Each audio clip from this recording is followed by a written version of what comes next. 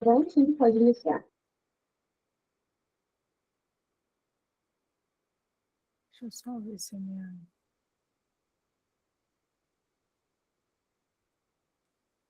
Vocês me confirmem, por favor, se está aparecendo minha tela?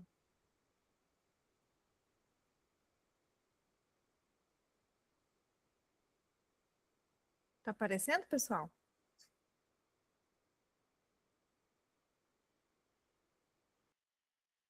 Então vamos lá, né? Boa noite, né? Hoje a gente vai iniciar.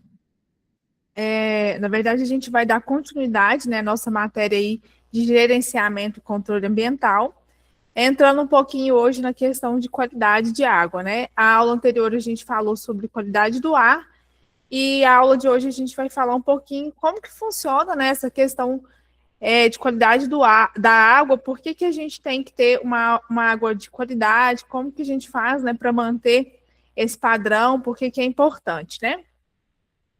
Primeiramente, a água ela é um recurso importantíssimo, né, para a nossa vida, para manter a nossa saúde vital, para manter tudo que a gente faz, né, desde uma tarefa simples, doméstica, né, até um processo industrial, por exemplo. Então, a água é muito importante em todas as etapas, da nossa vida, né? E a água ela é um composto inorgânico, né, que ela está presente em todas as células dos seres vivos, né? Tanto em questão nós humanos, né, quanto nos animais, e ela participa aí das reações metabólicas, né? Então ela é fundamental para a gente conseguir uma manutenção da vida. E sem a água, gente, a gente não tem possibilidade de sobrevivência, né? Então ela é muito importante. Na questão de ela tem algumas funções, né? Por exemplo, a manutenção da umidade do ar. Então, ela vai garantir um equilíbrio ambiental, estabilidade do clima, né, e regular os ciclos de temperatura e os ciclos naturais também, tá? Então, quando está muito calor, né, vai e chove. Então, a precipitação em si, ela é uma forma de regular o clima aí. A questão de paisagens naturais, né? Nós temos aí rios, lagos, os mares, as geleiras, né? Que são fontes aí de água também, né? Dentro no planeta em si.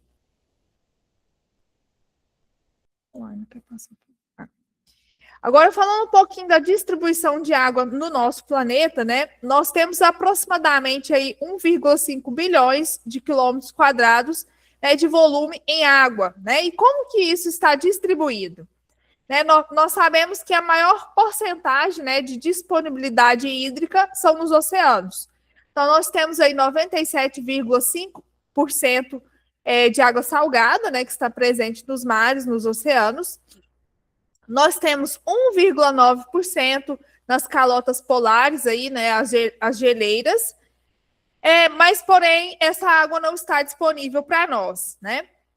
Temos as águas subterrâneas, rios, lagos e atmosfera, que é a água que está disponível para nós, é a água doce, né, que é fundamental para a nossa sobrevivência, que temos aí apenas 0,6%, né?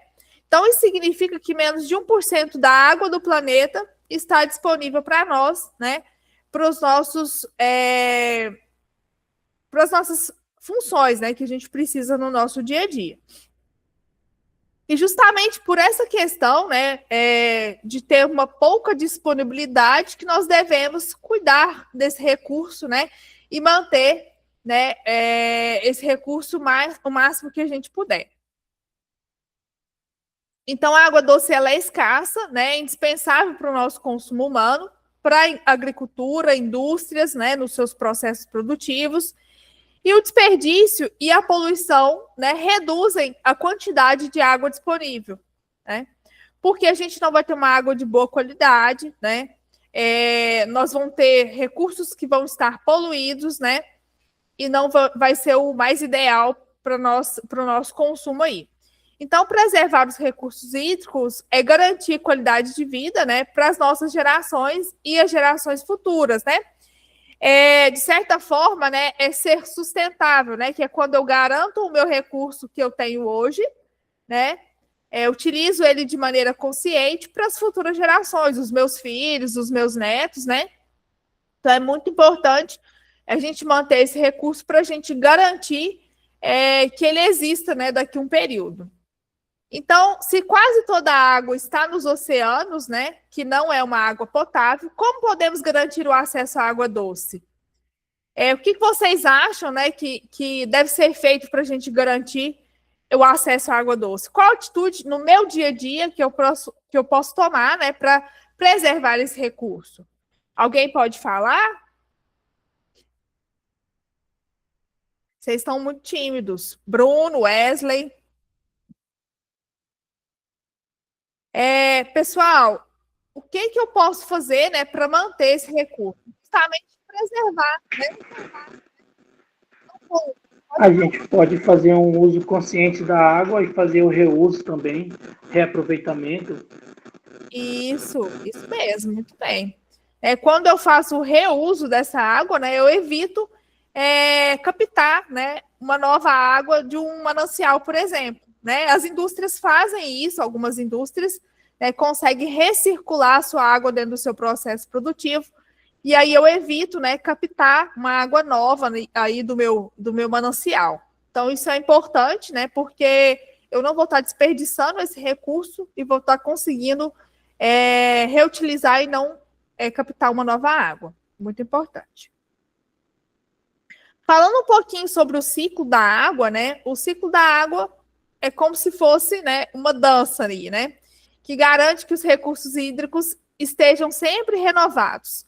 Começa lá com a energia solar, né, que vai aquecer os oceanos, os rios, os lagos, e vai fazer com que essa água se mova em diferentes etapas, né? Começando aí pela precipitação.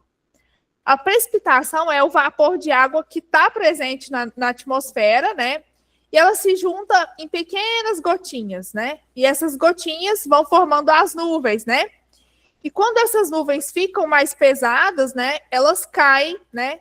Em formato de chuva aí, ou granizo, né? Como a gente pode ver em muitos locais, neve, né? Orvalho, né? No amanhecer e na madrugada, né? E quando essa água chega ao solo, ela vai percorrer a superfície, indo para os rios, para os lagos, né? Alguma parte dessa água também vai penetrar no solo, né? Alimentando aí os lençóis freáticos, que, de certa forma, é o nosso reservatório subterrâneo.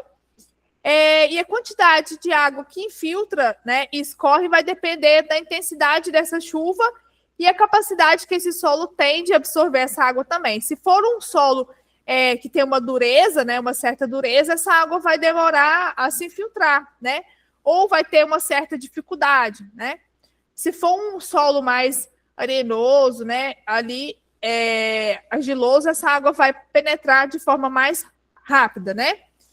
E aí, nesse meio período, nós temos a condensação, né? A condensação, ela ocorre, na verdade, depois que ocorre a evapotranspiração, né? Que é quando o sol aquece a água dos rios, dos mares, dos lagos, né? E essa água vai voltar à atmosfera em forma de vapor, né? E as plantas também liberam através da transpiração, né? Então, juntando aí a evaporação mais a transpiração, a gente tem a evapotranspiração, né? Que é um processo que vai devolver essa água para o ar em formato de nuvens aí, reiniciando o nosso ciclo. Só que aí, nesse meio período, nós temos a condensação, que é o processo físico que faz com que essa água passe de um estado gasoso para o líquido, né? Que vai cair em formato de chuva, né? E por que isso é importante? Porque isso mantém o equilíbrio do planeta, né? Vai garantir que essa água sempre se renove, né? Então, é um ciclo. E esse ciclo vai manter a nossa vida, a agricultura, o clima, né? Tudo que a gente precisa desse recurso. E compreender que esse ciclo também vai ajudar na gestão ambiental e no uso sustentável da água também. Então, o ciclo, ele funciona como um sistema fechado, né? A água cai em forma de precipitação, se infiltra ou escorre para os mananciais, evapora, volta para a atmosfera, né? E recomeça tudo de novo, garantindo que não falte água no planeta. Vamos falar que não falte água de forma... Como que eu posso dizer? Em tese, né? Porque se a gente não cuidar desse recurso, daqui a pouco a gente vai ter todos os mananciais poluídos, né? Vai acontecer chuva, vai acontecer evaporação, vai acontecer, mas a gente não vai ter uma água de boa qualidade, né? Um exemplo que a gente tem é a questão da chuva ácida, né? A chuva ácida, ela nada mais é do que uma água que evaporou, né? De certa forma contaminada, né? E aí ela vai cair de novo em forma de chuva, né? E aí vai destruir lavouras, né? Vai corroer certos materiais, né? Então, tudo isso é porque a gente não tem cuidado aí desse recurso. Nós temos aqui, né, uma figura, uma ilustração, né, de como ocorre o ciclo da água. Então, nós podemos ver aí, né, que temos os mares, os lagos, que vai acontecer a evaporação, né, e aí vai passar pelo processo de condensação, né, e transporte, e aí vai acontecer que essas gotículas vão formar as nuvens, né, carregadas, e vai acontecer a precipitação, que é as chuvas, né. Nós temos também as plantas que transpiram e o processo de sublimação, que também faz com que essa água evapore. Quando essa água cai em forma de precipitação, uma parte dela vai percolar, né, ali no solo e se infiltrar, né, e a outra parte vai seguir o seu fluxo para os rios e mares e lagos também. Quando ocorre a precipitação, né, que essa água vai ser absorvida pelo solo, a gente vai estar, de certa forma, mantendo aí as nossas águas subterrâneas, né, o nosso lençol freático. Falando um pouquinho agora sobre os principais poluentes, né, e os seus impactos, né, a água ela pode ser contaminada de diversas formas. E esse tipo de poluição vai afetar a qualidade da água que a gente consome, a vida dos animais, das plantas, né? Então, a gente vai entender um pouquinho como que funciona cada tipo de poluição. Nós temos a poluição biológica, né? Que é a presença de micro-organismos, né? Como vírus, bactérias, presentes aí na água potável, né? O que isso vai impactar para nós? Né? Isso vai causar doenças, né? De vinculação hídrica, né? E vai comprometer a nossa segurança, a água que a gente bebe, né? E de certa forma, a água ela tem que ser tratada anteriormente, né? Para a gente justamente evitar esse tipo de contaminação. Então, sempre beber uma água filtrada, tratada, né? Não de qualquer lugar. Em seguida, nós temos a poluição térmica, né, que é quando ocorre que as indústrias despejam aí nos rios, nos lagos e nos mares, né, uma água aquecida. A alta temperatura ela vai reduzir a quantidade de oxigênio que vai estar dissolvido na água e, por consequência, a gente vai impactar aquelas espécies aquáticas, né, porque elas vão ter uma dificuldade de sobreviver sobreviver, e os poluentes já presentes também se tornam mais agressivos ali no corpo hídrico. Nós temos a poluição física e sedimentar, né, que é quando a entrada de materiais sólidos em suspensão, né, areia, resíduos, lama, isso vai impedir a iluminação, né, a luz do sol de penetrar na água. Isso vai dificultar a fotossíntese das plantas aquáticas, vai prejudicar, né, a visão dos animais para encontrar alimentos, se locomover. Vai carregar também outros poluentes químicos, né, e biológicos juntos. Nós temos também a poluição química, né, que é a presença das substâncias químicas indesejáveis, né? O que são essas substâncias? Os fertilizantes, né, que vão chegar aí nos rios, nos lagos, vai provocar um crescimento exagerado das plantas aquáticas, consumir o oxigênio, né, e levar à mortandade aí de peixes e outros animais. Então, isso vai causar um certo desequilíbrio aí na nossa fauna e flora aquática. Temos também os compostos sintéticos, né, que são os plásticos, os detergentes, solventes, tintas, pesticidas, os saneantes, né, e até alguns aditivos alimentares que podem também alterar a cor, o sabor, né, e tornar essa água tóxica também. Como que a gente pode fazer, né? E por que isso importa? Esses tipos de poluição, eles vão ameaçar a biodiversidade aquática, né? Vai colocar também em risco a nossa saúde humana, né? E a gente tem que adotar práticas de gestão ambiental mesmo, né? Políticas de preservação, proteger esse recurso hídrico. Então, é importante, né, que a poluição da água ela pode ser causada por micro-organismos, calor, sedimentos, produtos químicos, que traz consequências sérias para nós e para o meio ambiente também, né? Tem aquelas espécies também de peixes, né, que são bioacumulativos, né? Então, por exemplo, determinados poluentes, se esse peixe consumir, né, consequentemente, isso vai parar na nossa cadeia alimentar, né? Então, é importante a gente cuidar, né, desse recurso e as indústrias também terem um determinado cuidado, né? As empresas, o que eu estou despejando nesse recurso hídrico, né? Tem tratamento? Qual tipo de poluente que é? Eu posso estar despejando isso no recurso hídrico ou não, né? Peraí que a página não quer. Falando um pouquinho sobre a questão das águas subterrâneas, né? As águas subterrâneas nada mais do que aquelas águas que ficam armazenadas no subsolo, né? Que contribuem aí para a formação dos aquíferos, né? Então, são fontes que são essenciais para o abastecimento de muitas cidades, né? E comunidades também, porque nem sempre essa cidade vai ter um manancial ali, um rio, que tenha capacidade para abastecer aquela população presente ali. Então, muitas das vezes, em muitos locais, né, essas águas são retiradas dos aquíferos, né? Justamente para consumo. Durante muito tempo, né, o ser humano usou o solo aí como depósito de resíduos, né, e lixos, muitas das vezes sem controle, a maioria das vezes, né? E esse solo ele conseguia filtrar parte desses materiais, né? Mas com o crescimento populacional, o aumento da quantidade de resíduos, né, essa capacidade foi ultrapassada. E a qualidade da água subterrânea começou a ser comprometida, porque esses resíduos entravam em decomposição, né, muitas das vezes contaminados, e isso ia parar onde, né? Nos nossos lençóis freáticos. Nós temos algumas fontes de poluição, né? Por exemplo, os lixões e aterros mal planejados, né?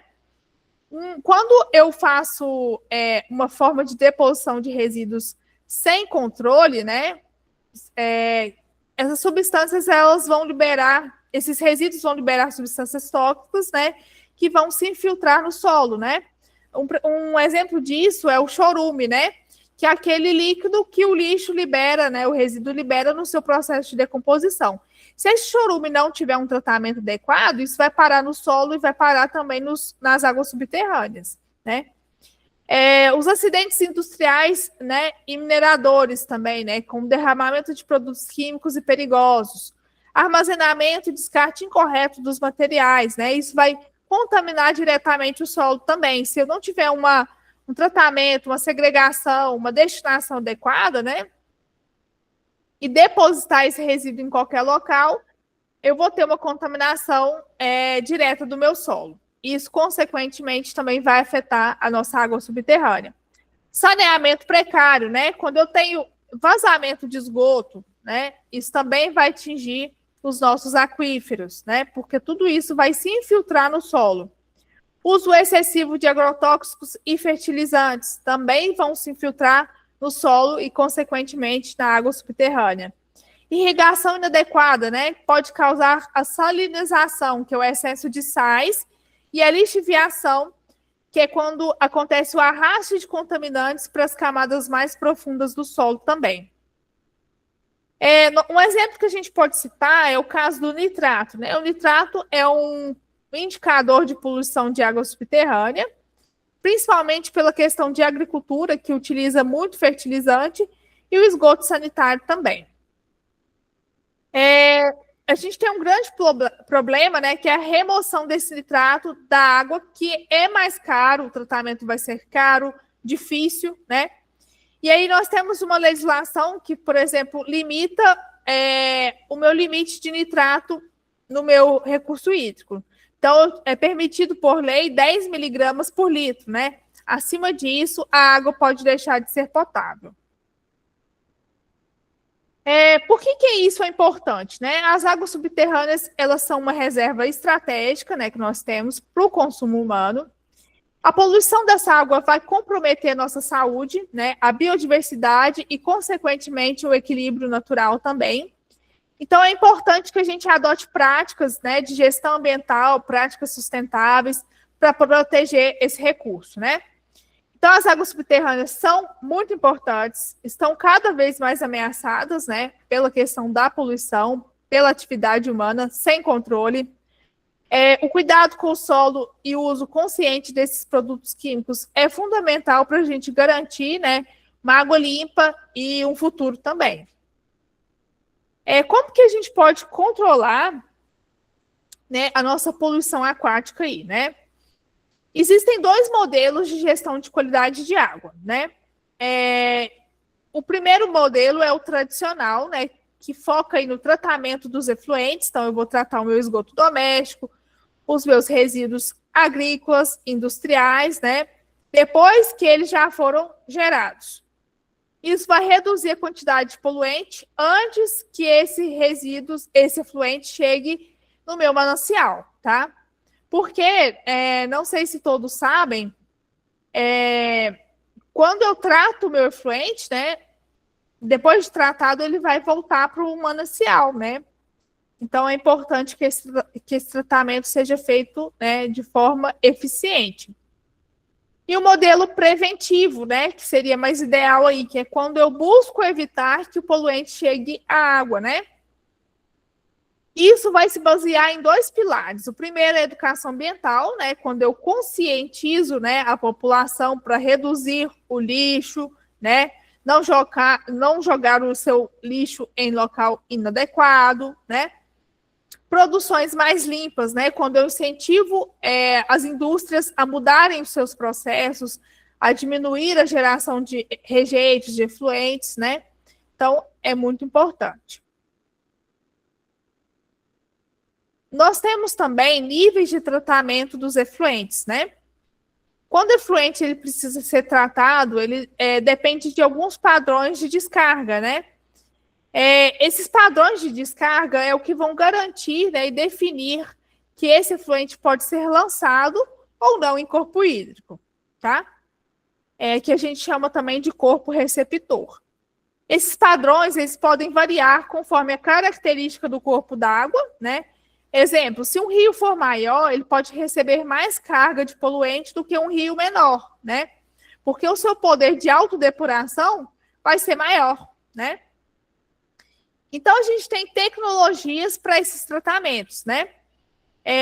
Existem tecnologias para tratar efluente, né? Cada um voltada para os diferentes tipos de poluição. Alguns vão remover sólidos suspensos, né? Outras vão reduzir as substâncias químicas e tóxicas, né? Aqueles processos também que vão diminuir carga orgânica, né? Como a questão dos restos de alimento, matéria orgânica. Isso é importante, né, para a gente garantir e corrigir o problema depois que ele já acontece, tá? E o modelo ideal seria a gente buscar evitar que esse problema exista, né? Mas, infelizmente, isso é meio difícil. Então, a gente combina educação ambiental, prevenção e tecnologia também para garantir uma água limpa e saudável para todos. Controlar a poluição, ela significa que a gente trata os resíduos já produzidos, previne que eles cheguem aos corpos hídricos, né? O caminho mais eficiente é investir em prevenção, educação e processos industriais mais limpos, né? Falando um pouquinho agora sobre o tratamento primário ele tem um objetivo que é remover as impurezas que são mais grosseiras, né? Preparando para as etapas mais avançadas. Então, ele vai envolver desde processos físicos, né, e os químicos mais básicos, né? Como que funciona, né? A primeira etapa aí é o gradeamento. O gradeamento, ele serve, né, são telas e grades realmente que ficam instaladas ali no início do meu tratamento, que vão garantir, né, que esse material esteja retido, né? Então, os sólidos, né, os plásticos, madeiras, né, folhas, lixo, tudo isso vai ser barrado ali na minha primeira etapa, que é o gradeamento, quando eu separo o sólido, né, do restante. Em seguida, depois do gradeamento, a gente tem a decantação, né? A decantação, ela vai deixar que a água fique mais parada, né, nos tanques. Isso vai garantir que as partículas mais pesadas, como terra, lodo, areia, elas vão se depositar no fundo desse tanque, né? E vão se separar da água ali. Já a flotação, ela é um processo que vai introduzir bolhas de ar, né, na água que vai ser tratada ali. Essas bolhas, elas vão fazer com que as partículas mais leves, né, e as gorduras subam aí para a superfície, tá? Fica semelhante a uma espuma que vai trazer essa sujeira para a parte de cima ali. Em seguida, nós temos a separação de óleo, né? Que é um processo mais específico, onde eu vou separar os óleos e graxas, né? Então, como a gente sabe, o óleo e a água não se misturam, né? E ele é separado e retirado da superfície, né? Igual quando a gente faz, né, uma sopa aí e o óleo fica em cima ali da água, né? Então, é possível a gente ver nitidamente essa separação. A equalização é quando eu faço a mistura de água em tanques para uniformizar a sua composição, tá? Isso vai garantir que essa água ela vai chegar nas próximas etapas com as características mais equilibradas, né? Mesmo que ela esteja em níveis de poluição. Em seguida, nós temos a neutralização, né? Que é quando eu vou ajustar o pH dessa água, né? Tanto em acidez como em alcalinidade. Então, isso vai deixar a água em condições mais seguras, né, para não danificar os equipamentos e garantir as próximas etapas de tratamento. Então, são adicionadas substâncias para corrigir a acidez ou a base dessa água aí. O tratamento primário, né, é como se fosse uma limpeza inicial, que vai remover os sólidos, né, fazer com que as partículas mais pesadas desçam e as leves subam, né? Separar os óleos e a graxa, uniformizar e corrigir pH, né? Então, depois dessas etapas, a água ela vai ficar pronta para passar pelas etapas seguintes, né? Que a gente chama de tratamento secundário e terciário, que vão eliminar poluentes mais complexos, né? Então, agora falando um pouquinho sobre o tratamento secundário, né? Depois que ela passar pelo tratamento primário, né, existem alguns poluentes orgânicos, né, que estão dissolvidos e micro-organismos também. Então, o tratamento secundário, ele usa os processos biológicos, né, para ajudar a questão de bactérias, micro-organismos, né, para limpar essa água de forma mais profunda aí. Então, nós temos as lagoas de estabilização, né? Que são grandes quantidades, são grandes tanques, né? Ou lagoas artificiais. E essa água ela vai ficar ali armazenada por um período, permitindo que esses micro-organismos que são naturais ali, né? Degradem a matéria orgânica, né? É um processo simples, mas exige grande área, né? E exige também um certo cuidado. Porque se houver um desequilíbrio, esses micro-organismos eles vão morrer, né? Então é importante a gente ter um equilíbrio aí desses micro-organismos e um determinado cuidado. As lagoas aeradas, né, são parecidas aí com as lagoas de estabilização, mas elas recebem uma injeção de ar, né? E esse oxigênio ele vai acelerar a ação das bactérias a consumirem os poluentes, né? Então, de certa forma, vai ser um tratamento mais rápido e mais eficiente também. Nós temos os lodos ativados, né? Que é um método mais usado hoje, né?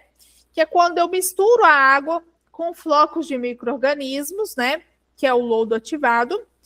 E esses micro-organismos, eles vão consumir a matéria orgânica dissolvida ali, e depois esse lodo ele é separado da água tratada, tá?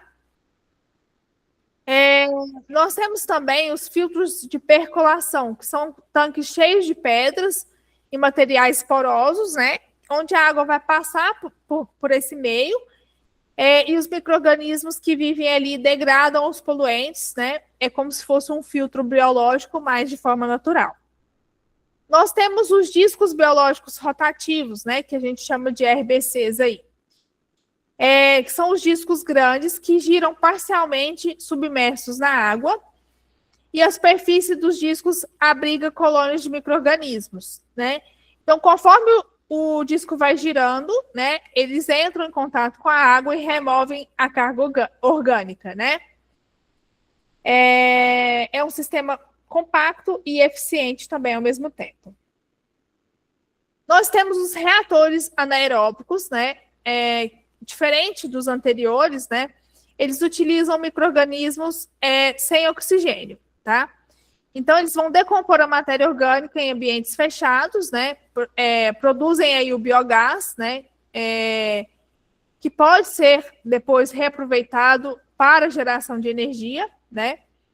E é muito usado também para tratamentos industriais e agrícolas, esse modelo. Então, o tratamento secundário, ele usa micro-organismos para remover os poluentes, né? Pode ser feito em lagoas, filtros, discos ou reatores. É essencial para deixar a água em condições mais seguras, né? Antes de seguir para o tratamento terciário ou ser devolvido aí aos mananciais. Dependendo do tratamento, né? Se for eficiente, a gente não necessita passar pela etapa terciária ou secundária. Às vezes também tem tratamento que ele na etapa primária a gente já consegue resolver, né? Então, o tratamento secundário é como se fosse uma faxina biológica, né? Onde as bactérias, os micro-organismos trabalham para limpar a água de forma mais complexa. Geralmente, isso é utilizado mais em efluentes, né? E não em água que foi captada para, por exemplo, abastecer uma cidade, por exemplo, né? Geralmente o tratamento primário nessas condições resolve. O tratamento terciário da água, né? Depois do tratamento primário, né, que a gente removeu os sólidos, secundário a gente eliminou matéria orgânica, né? A gente pode restar com os poluentes muito pequenos, né, que são os nutrientes, excesso de micro-organismos patogênicos, né? E esse tratamento ele filtra, né, de forma mais fina e deixa a água em condições de ser reutilizada e devolvida aí na natureza com segurança, né? Nós temos a microfiltração e filtração, né? Que é a passagem de água por membranas ou filtros muito finos, que vai remover as partículas de micro-organismos, né? E alguns micro-organismos também. Algumas partículas microscópicas, e alguns micro-organismos, né? Então, é como se fosse quando a gente está coando café, né? Mas numa escala muito mais delicada, né? E minuciosa aí. O processo de precipitação e coagulação, né? Que é quando eu adiciono o produto químico, né? Que fazem pequenas partículas se juntarem e formarem flocos maiores, né? Isso vai facilitar a remoção das impurezas que estavam dissolvidas, porque eu vou conseguir aglomerá-las, né? E um exemplo que a gente tem aí, por exemplo, é quando o leite talha, né? Que vai formar aqueles grumos. Então, é basicamente isso, né? Eu vou juntar essa matéria, né? Em grumos, né? Porque antes elas estavam muito finas, muito imperceptíveis ali. Absorção por carvão ativado, né? O uso do carvão ativado, ele tem uma capacidade de segurar as moléculas, né? Onde a gente vai conseguir retirar cor, cheiro, né? Toxinas da água, né? É como se fosse uma esponja que vai absorver a sujeira aí. A sujeira ali, né? A troca iônica é quando eu faço... É outro tipo de tratamento, que é quando eu faço a substituição de íons indesejados, né? Por exemplo, no caso dos metais pesados, por íons inofensivos, né? Isso vai purificar a água em um nível químico, né? Que é quando e um exemplo disso é quando eu troco umas peças ruins por boas de uma máquina, por exemplo. Osmose reversa, né? Que é quando a água é forçada a passar por uma membrana semipermeável, né? Isso tem a função de remover sais, metais, vírus, bactérias também. E isso também, a osmose reversa também é utilizada no método para dessalinizar a água do mar também. Não fica uma água tão gostosa, tão boa, né? Igual uma água doce, né? Mas reduz aí as concentrações de sais. Ultrafiltração, né, que é semelhante à microfiltração, né, mas com membranas ainda mais finas, que vão retirar as moléculas grandes e micro-organismos também, né, como se fosse um superfiltro que deixa passar apenas moléculas de água, né? Então é muito mais crítico e minucioso, né, do que as etapas anteriores. A eletrodiálise, né, que é quando eu utilizo uma corrente elétrica, né, para separar os sais e os íons da água, né? Isso vai reduzir a salinidade e vai purificar essa água. Como se eu estivesse usando um ímã que vai atrair essas partículas que estão carregadas. Já a remoção de nutrientes, né, que é quando eu faço o processo para retirada de nitrogênio e fósforo, né, que eu evito o crescimento exagerado de algas através da eutrofização. Isso serve para a gente controlar fertilizantes, né, que vai parar aí nos mananciais também. A cloração, né, é uma etapa que eu acho que todo mundo conhece, que é quando eu faço a adição de cloro, né, na água, justamente para a gente matar bactérias e vírus, né? E a utilização de cloro é muito presente aí no abastecimento público, né? Então, por exemplo, antes da água chegar na sua casa, né, ela foi tratada lá pela Copasa, mas ela passou ali por uma etapa de cloração, né, justamente para garantir que essa água não tenha bactérias e vírus. Ozonização, né, que é quando eu utilizo o ozônio, né, para desinfectar ou eliminar odores, né? E às vezes ele chega a ser mais eficiente que o cloro em alguns casos.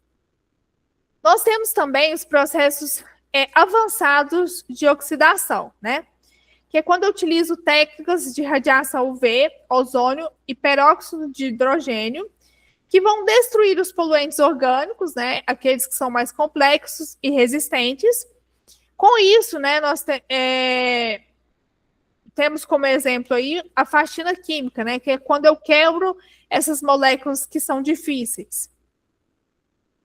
Então, resumindo aí, o tratamento terciário é uma fase mais sofisticada, né? Nem toda a água ou efluente vai necessitar passar pelo tratamento terciário, né? Então, ele vai remover nutrientes que estão em excesso, eliminar micro-organismos, retirar sais, metais pesados, poluentes, né? Garantir uma água de alta qualidade, própria para o nosso consumo, reuso, devolução segura ao meio ambiente, né? E aí, resumindo novamente, né, o primário ele vai fazer uma limpeza mais grossa, o secundário uma faixa biológica e o terciário uma purificação final aí. Agora falando um pouquinho sobre o monitoramento da qualidade da água, né? Quando a gente fala que a gente deve monitorar a qualidade da água, né? É como se a gente fosse fazer realmente um check-up dessa água, né? Onde a gente vai colher, né, algumas variáveis, características dessa água, né? Para serem medidas, né? Então, vou tirar uma amostra dessa água para a gente verificar qual que é o parâmetro dessa água, quais os padrões essa água deve atender, né? E essas variáveis vão mostrar que essa água está própria, né, para consumo em diferentes usos, né? Então, por exemplo, uma água para me beber é diferente de um padrão de uma água que eu tenho para irrigar uma plantação, por exemplo, né? De nadar, de tomar banho, de escovar os dentes, né? Então, são parâmetros e padrões diferentes. Então, nós temos, por exemplo, diferentes usos das águas, né? E a análise da qualidade dessa água, ela vai depender do destino que eu vou dar para ela, né? Por exemplo, se é uma água para abastecimento público, essa água ela precisa ser potável, precisa estar segura, né? Para nós consumirmos. Diferente da irrigação agrícola, né?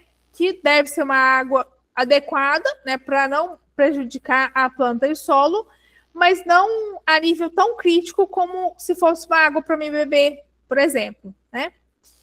As atividades recreativas também, como banho, né? Lá, quando eu vou entrar em lagos, praias, né? Também essa água deve estar garantindo que não ofereça riscos para a nossa saúde. Proteção da vida aquática, né? Que é quando eu garanto que essa água está dentro dos padrões, né? Para que exista vida ali, né? Exista peixes, organismos ali também naquele manancial, tá? Uso paisagístico, né? Que são lagos artificiais, fontes, né? Que precisam de água limpa para manter uma estética ali, né? Um lago bonito, né? Um equilíbrio ambiental também, né? Então, são diferentes usos aí que a gente tem para as águas. E a gente tem algumas regulamentações e padrões, né? Que a gente deve seguir e alguns limites também que são aceitáveis de acordo com a lei, né? Por exemplo, nós temos a portaria 518 de 2004, que é uma portaria do Ministério da Saúde, que ela vai estabelecer alguns limites, né, por exemplo, para a nossa saúde. Então, vou ter um limite de coliforme fecal aí, né, que vai indicar se essa água está contaminada, né, com esgoto, se está contaminada com fezes, por exemplo, né. A questão dos protozoários e patogênicos, né, também estabelecido dentro dessa legislação. Cianotoxinas e cianobactérias, né, que são algas que podem liberar toxinas. Então, quando a gente for fazer a análise dessa água, é importante que a gente verifique esses padrões, né? Se for uma água para consumo, por exemplo, eu vou ter que garantir que ela está de acordo com o que o Ministério da Saúde me pede, né? Livre de coliformes, livre de protozoários, livre de algas, né? Então, é muito importante a gente atender o que está na legislação. Claro que tem limites de tolerância, né? Nós temos também a resolução CONAMA, né? 274 de 2000, que ela vai definir alguns padrões de balneabilidade, né? O que é balneabilidade? Só aquela água que é utilizada para o nosso banho, né? Então, existem padrões para que essa água seja consumida lá na sua residência. A resolução CONAMA 357 de 2005, ela vai classificar os corpos hídricos, né? Os rios, os lagos, represa, conforme a sua qualidade e uso. E nós temos também as leis estaduais e municipais, né, que vão contemplar algumas regras também e parâmetros para essas águas. Nós temos como exemplo, né, a CETESB, né? A CETESB, ela é a Companhia Ambiental do Estado de São Paulo, que ela tem alguns objetivos, né? Ela vai avaliar a qualidade dessa água, identificar áreas críticas de poluição, descobrir as causas de contaminação, planejar ações de prevenção, tratamento e recuperação, né? E esses resultados, eles são compartilhados dentro do Comitê de Bacias Hidrográficas, por exemplo, né? Garantindo que nós, cidadãos, tenhamos uma transparência, tá? Então, por exemplo, se hoje você resolver, por exemplo, ir lá numa praia, vou lá em Santos na praia, né? Eu consigo consultar como que está a qualidade dessa água para mim, que sou um banhista, né? De acordo com o que a CETESB analisa aí. Então, você pode, por exemplo, entrar no site da CETESB, você consegue identificar, ó, praia tal, como que está o nível de poluição? Essa praia está apta para me entrar ou não, né? Então, é nesse nível, né, de gestão de qualidade de água que nós devemos ter, né? Nós temos a portaria, né, GM do Ministério da Saúde, né, 888 de 2021, que estabelece também alguns procedimentos de controle e vigilância da qualidade de água para nosso consumo humano e padrões de potabilidade, né? O que é a potabilidade? É aquilo que vai garantir que a água seja própria para o meu consumo, tá? Então, nós temos alguns pontos importantes que tratam nessa portaria, né? Procedimentos de controle e vigilância, a questão de padrões de potabilidade, responsabilidades e planos de amostragem, né? Então, lá, se você consultar essa lei, lá vai estar explicando quais são os limites, né, de parâmetro mesmo que essa água tem que atender antes de chegar na minha residência, né? Qual que é o parâmetro de cor que essa água deve ter? Qual o parâmetro de pH que essa água deve ter, né? Então, tudo isso está estabelecido lá justamente para a gente garantir uma água de qualidade e que tenha, né, para o consumo humano, padrões e garanta a saúde de quem está consumindo. No estado de Minas Gerais, nós temos uma deliberação normativa, Copan, né, de 2022, aí, a Copan número 8, que vai dispor aí a classificação dos corpos hídricos, né? Vai ter diretrizes em questão ambiental para o seu enquadramento, né, e estabelecer também condições de padrões de lançamento de efluentes, tá? Nós temos outras leis federais, né? Nós temos a Resolução 357 de 2005, que vai dispor aí a classificação dos corpos de água e algumas diretrizes ambientais para o seu enquadramento, né, que vai estabelecer as condições de padrões de lançamento, né, e outras providências também.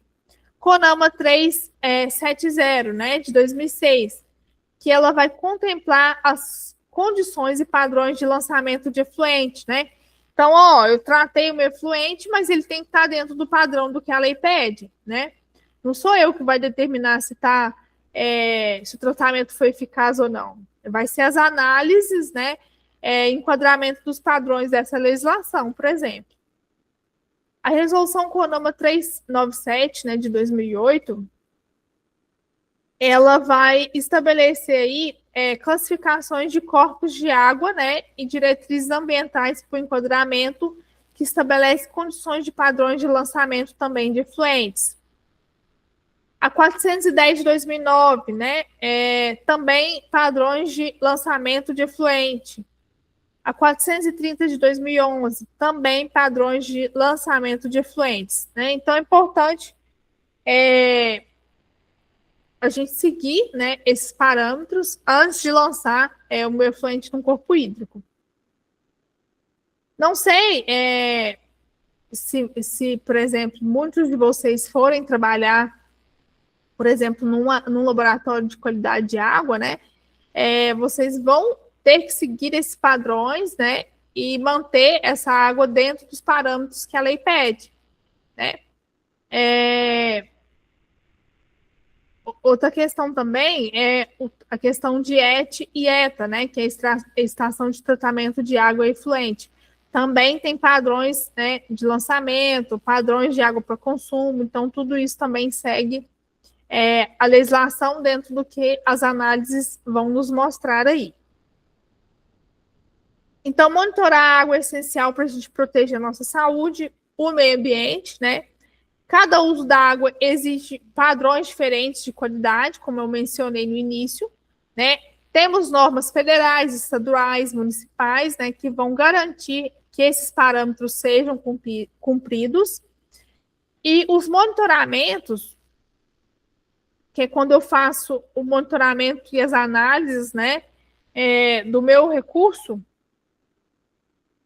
ajuda a gente a planejar soluções, né? Por exemplo, se eu tenho hoje um efluente que está fora do padrão, né, como que eu vou me adequar para a gente garantir que ele fique dentro do que a lei pede, né?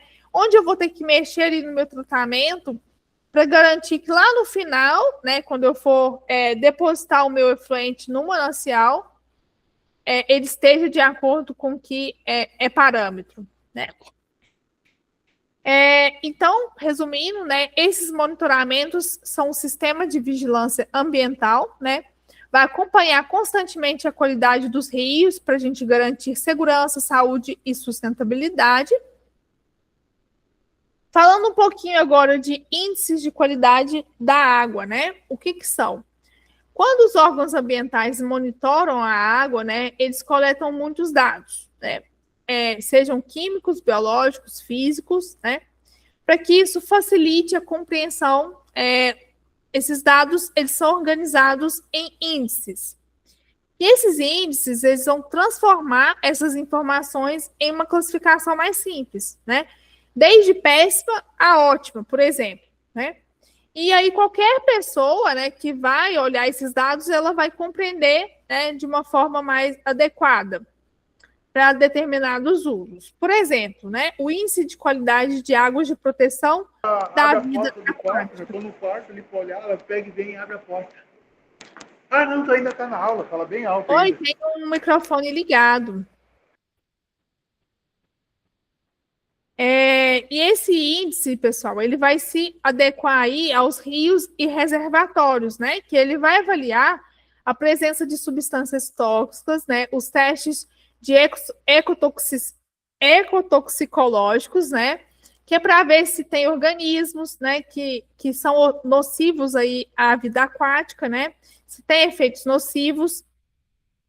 Qual está o meu grau de eutrofização, né, que é o crescimento excessivo de algas, que isso compromete, né, a estabilidade da vida aquática, né, por ter excesso de nutrientes, né. Então, é garantir que esse ecossistema aquático esteja saudável. Então, é o primeiro índice que a gente tem aí na nossa classificação. Depois, nós temos o índice de qualidade de água bruta, né, para abastecimento público. Esse vai se destinar ao consumo humano. Então, ele vai avaliar substância tóxica, né?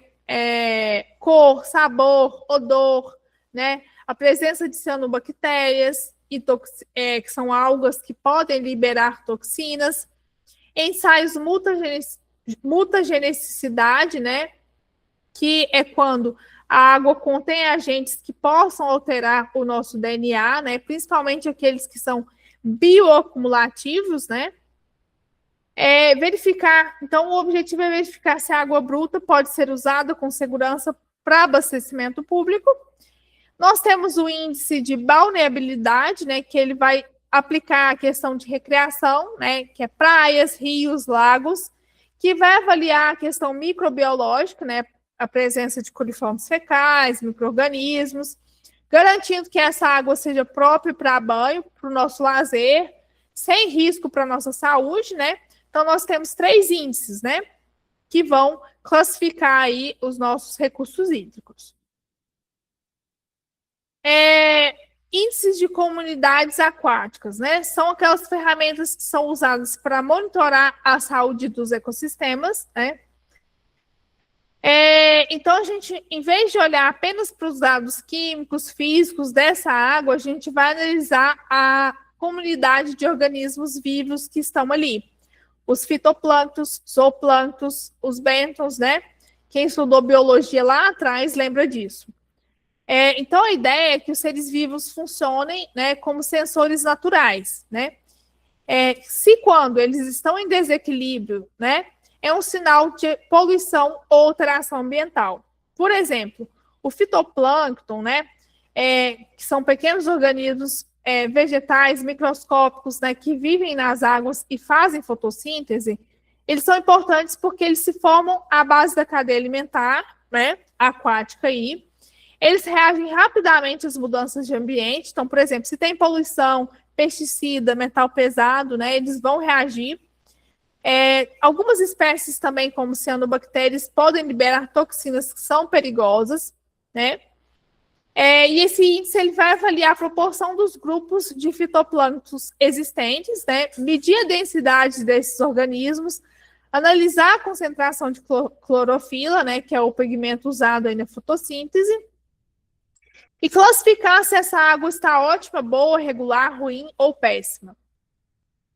O outro índice que nós temos é o zooplâncton, né? Que são aqueles conjuntos de pequenos animais que são microscópicos, os protozoários,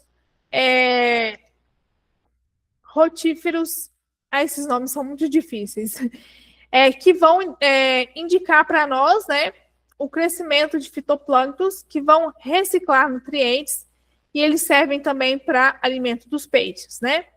Quais são os impactos da poluição? Vai reduzir a diversidade dessas espécies, aumentar a presença de organismos que indicam ambientes poluídos, né?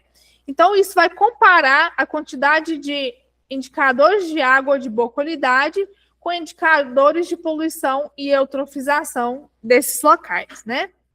Então, também usamos a clorofila para calcular o estado trófico, né? Que é o nível de nutriente que está presente ali. Então, isso vai classificar se é uma água de 5 categorias, desde péssima até ótima. O índice de bentônica, né? Que são aqueles organismos, são os bêntons, que vivem no fundo dos rios, dos reservatórios, né? Que são aqueles macroinvertebrados, né? Como os insetos aquáticos, moluscos, vermes, que são importantes, né? Porque eles são um pouco móveis, né? Eles refletem bem as condições do local, têm diferentes tolerâncias às questões de poluição e funcionamento, né? Então, eles vão funcionar como se fosse um termômetro mesmo para medir ali a qualidade ambiental.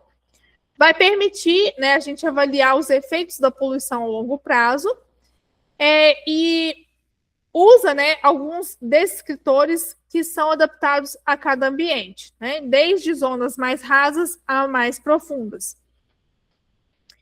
Então, isso vai integrar os resultados, né, com as variáveis físicas, químicas e biológicas, né.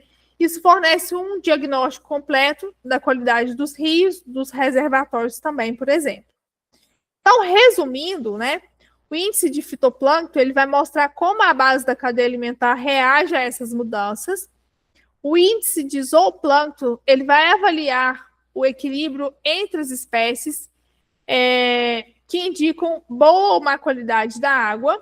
Os bêntons, né, eles vão analisar os organismos do fundo, que são ótimos para monitorar os impactos a longo prazo, né? E juntos, esses índices eles vão oferecer uma visão integrada da saúde dos ecossistemas aquáticos, né? E vai ajudar a gente a tomada de decisões ambientais aí. Não sei se todo mundo conhece, mas ou já ouviu falar, né? Nós temos uma espécie que a gente chama de pato mergulhão. Esse pato mergulhão ele estava ameaçado de extinção. E ele é muito presente na região da Serra da Canastra. E esse pato, ele é um bioindicador, né, de água de boa qualidade, de água limpa, de água cristalina. Né? Então, onde esse pato é encontrado, é indicador de uma água de boa qualidade. Diferente, né, das garças, né, que são outro bioindicador de águas de má qualidade, águas poluídas, né? Não sei se todo mundo que já teve a oportunidade de ir, por exemplo, lá no Barreiro e observar que existem diversas garças lá ao entorno das lagoas, né? Então, aquilo ali é um indicador de que a água não é de boa qualidade, não é uma água própria, né? Por exemplo, para um consumo. Né? E eu vejo muitas pessoas... às vezes eu vou lá, vejo as pessoas pescando, por exemplo. Né? Então, você acaba pescando ali sem saber se esse peixe está dentro de um manancial de boa qualidade ou não, né? Antes, para você estar consumindo esse peixe, por exemplo. Né? Agora, eu vou passar um vídeo para vocês que vai explicar um pouquinho como que funciona a questão dos tratamentos. As etapas de tratamento. Pessoal, vocês estão vendo a minha tela com o vídeo? Aí vocês me avisem se o som está saindo ok, tá?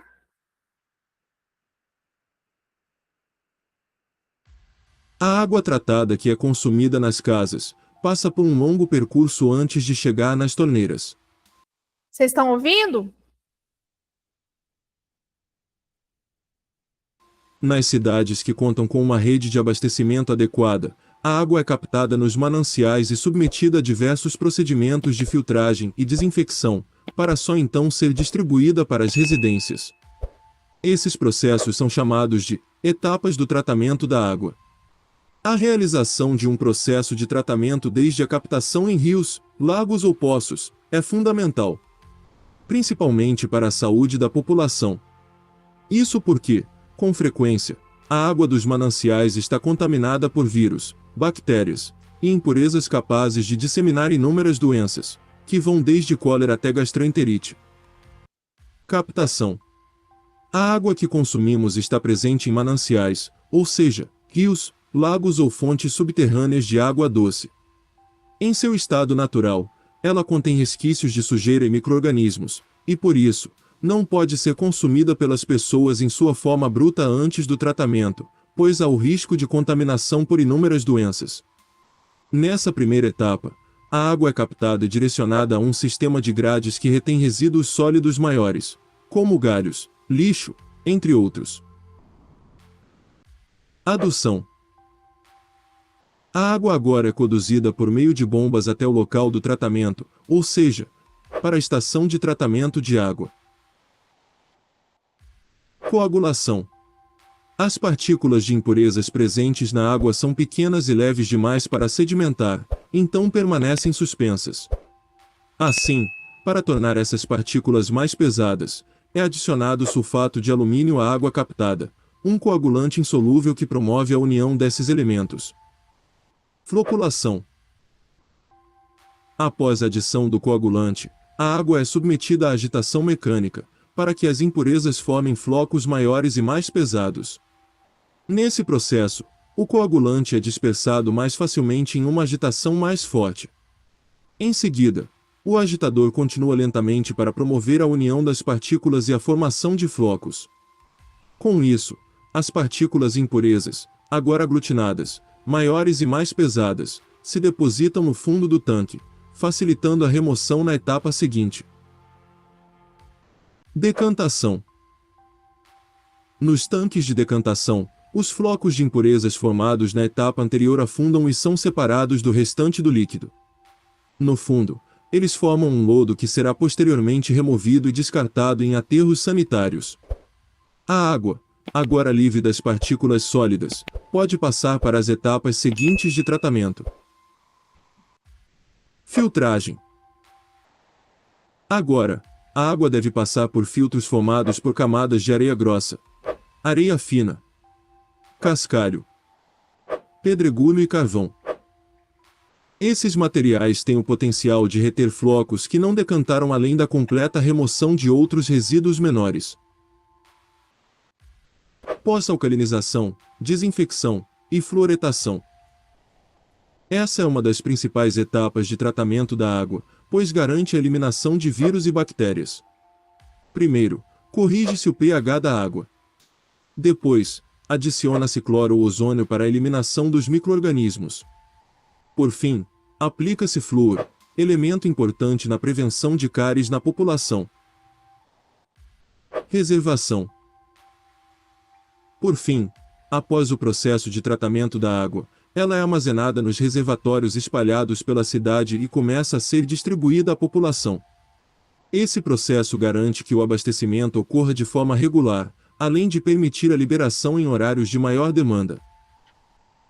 Como você percebeu, dos mananciais até chegar à sua casa, há muito trabalho, pesquisa e tecnologia envolvidos.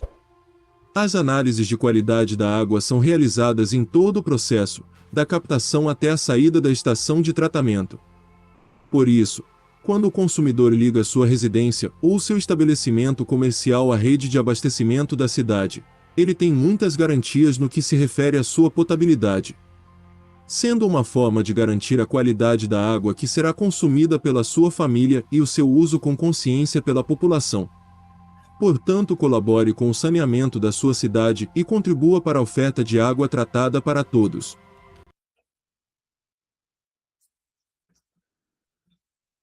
Efluentes, ou também água residual, é qualquer tipo de água usada afetada por processos domésticos, comerciais ou industriais.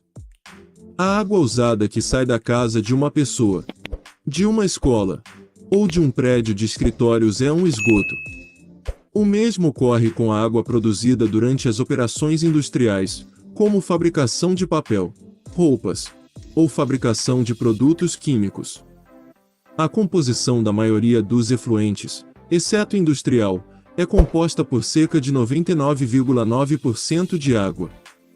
Os 0,1% restantes consistem em contaminantes como matéria orgânica, matéria inorgânica e micro-organismos que precisam ser removidos. O processo de tratamento de efluente consiste na remoção de impurezas das águas residuais ou esgoto, antes que alcancem aquíferos ou corpos d'água naturais, como rios, lagos e oceanos. O tratamento convencional de águas residuais consiste em uma combinação de processos e operações físicos, químicos e biológicos para remover sólidos, matéria orgânica e, às vezes, nutrientes das águas residuais.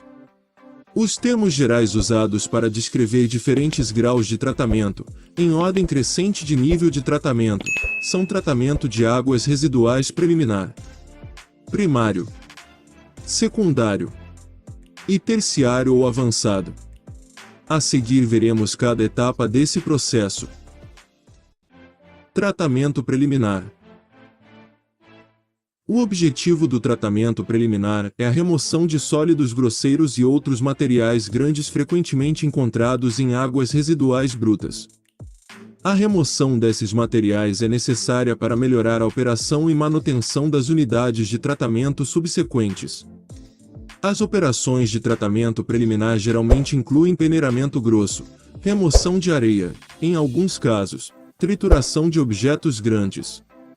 Em câmaras de areia, a velocidade da água através da câmara é mantida suficientemente alta, ou ar é usado, de modo a evitar a sedimentação da maioria dos sólidos orgânicos. A remoção de areia não é incluída como uma etapa de tratamento preliminar na maioria das pequenas estações de tratamento de águas residuais. Às vezes, os trituradores são adotados para complementar a triagem grosseira e servem para reduzir o tamanho de partículas grandes, de modo que sejam removidas na forma de lama em processos de tratamento subsequentes. Tratamento primário. O objetivo do tratamento primário é a remoção de sólidos orgânicos e inorgânicos sedimentáveis e a remoção de materiais que irão flutuar por escumação. Aproximadamente 25 a 50% da demanda bioquímica de oxigênio de entrada, 50 a 70% do total de sólidos suspensos e 65% do óleo e graxa são removidos durante o tratamento primário. Algum nitrogênio orgânico, fósforo orgânico e metais pesados associados a sólidos também são removidos durante a sedimentação primária, mas os constituintes coloidais e dissolvidos não são afetados. O efluente das unidades de sedimentação primária é denominado efluente primário. Tratamento secundário. O objetivo do tratamento secundário é o tratamento posterior do efluente do tratamento primário para remover os resíduos orgânicos e sólidos em suspensão. Na maioria dos casos, o tratamento secundário segue o tratamento primário e envolve a remoção de matéria orgânica coloidal e dissolvida biodegradável usando processos de tratamento biológico aeróbio. O tratamento biológico aeróbio é realizado na presença de oxigênio por micro-organismos aeróbios, principalmente bactérias, que metabolizam a matéria orgânica na água residual, produzindo assim mais micro-organismos e produtos finais inorgânicos, principalmente CO2, NH3 e H2O.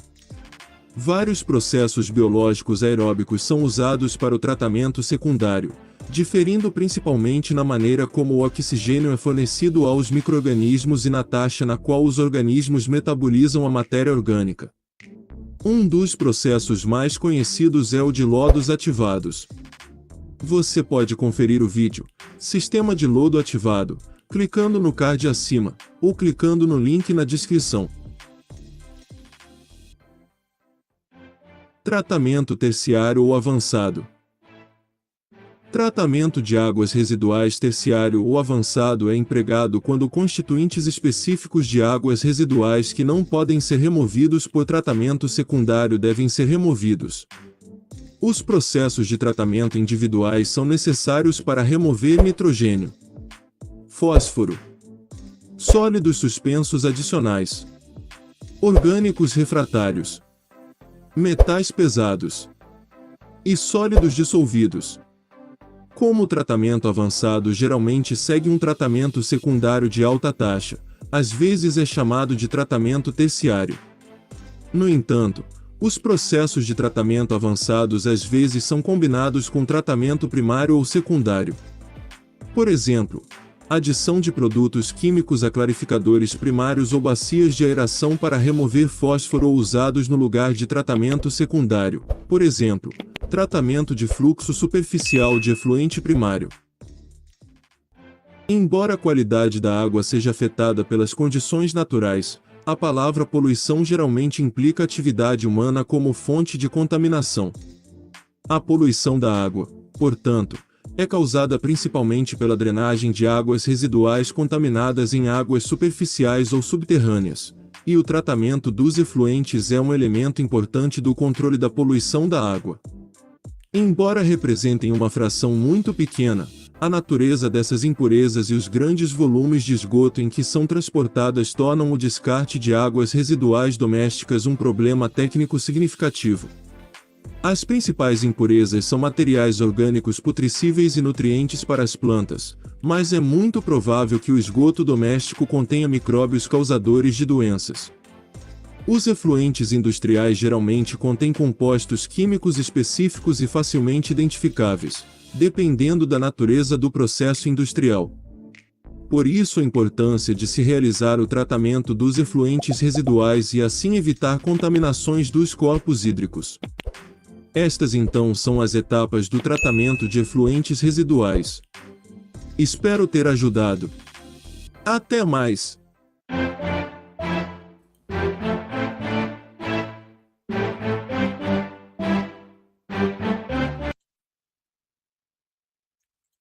Pessoal, então o vídeo ele mostrou um pouquinho, né, como que funciona um pouquinho do tratamento de água, né, e um pouquinho do tratamento de efluentes, né, e águas residuais, como eu mencionei, né, anteriormente, né. Claro que isso vai depender, né, do tipo de efluente, qual poluente eu devo remover, né, o que eu quero, qual a destinação final, né, desse efluente ou dessa água, enfim, após tratamento, né, e isso é muito importante para a gente garantir, né, a sustentabilidade dos mananciais e também a saúde da população, né, que essa água chegue na sua casa de forma potável, né, garantindo que seja, que você tenha uma água para consumo de qualidade.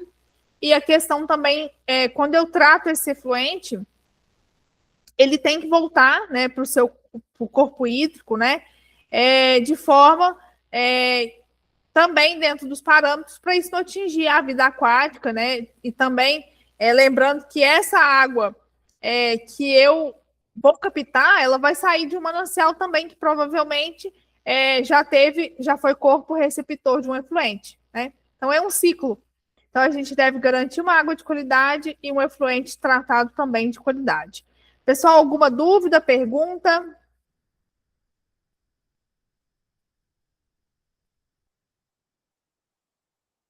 Tranquilo?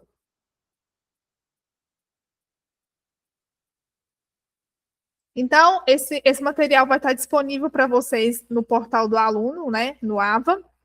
Para vocês estarem estudando depois, assistindo novamente o vídeo, para depois, né, estudarem para a prova de vocês. E eu espero vocês na nossa terceira aula. E uma boa noite. Obrigada, né, pela presença de vocês. Obrigada. Boa noite.